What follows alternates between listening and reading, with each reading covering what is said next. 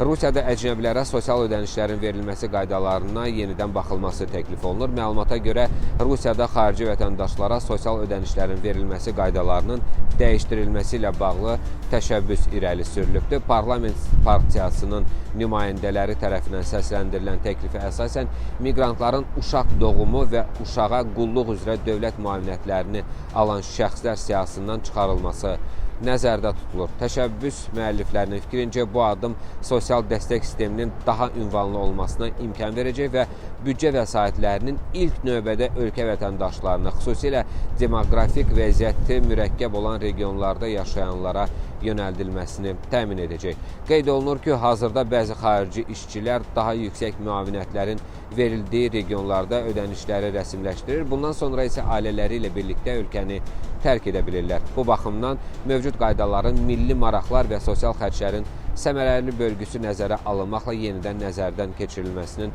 vacibliyi vurğulanır. Müvafiq təklifləri əks etdirən müraciətin baxılması üçün artıq hökumətə təqdim olunduğu da bildirilir.